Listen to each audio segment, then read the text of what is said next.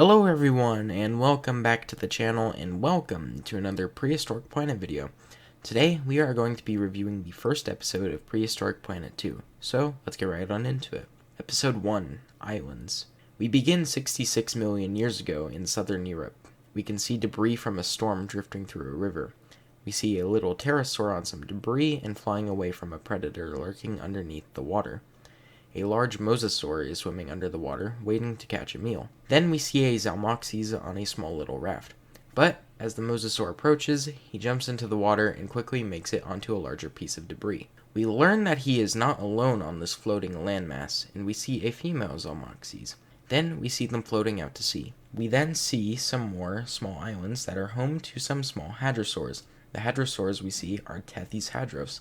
We learn that it is around the size of a fully grown human, and it uses its serrated bill to eat from tougher vegetation. We learn that predators like Tyrannosaurus don't visit the island, but in one of the coolest looking shots in the episode, we see some Hatzegopteryx approaching. They land on the island and try to pick off some of the Tethys hadros. The Tethys hadros run into the forest, but 3 calves are still in danger. The 3 calves run as quick as they can into the forest, but unfortunately, one is caught by the Hatzegopteryx. Then on the island of Madagascar, we can see some really cool and cute looking Semi-Sucus. We learn that they are more closely related to crocodiles and have tough armored bodies that protect them from predators.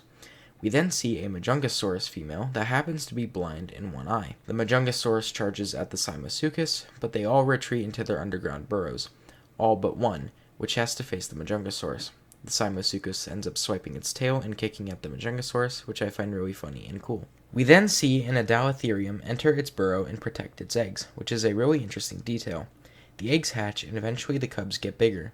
The mother constantly needs to go out to find food for her cubs.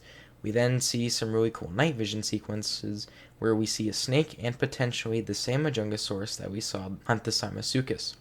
In the morning, the mother leaves again, but a Machikosaurus approaches the burrow. But the snake, Matsuya, catches it and squeezes it to death. Then night falls. The mother takes the cubs out of the burrow to move to a new home. In the Antarctic Peninsula, we can see the Imperobator, which is introduced using thermal vision, which I think is really cool, and a unique way to introduce a dinosaur.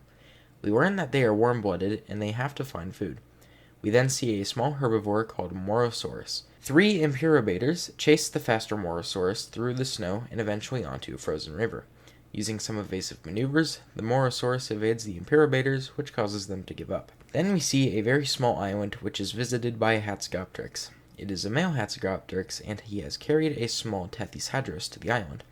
He then builds a little area to display. A female approaches the island and lands.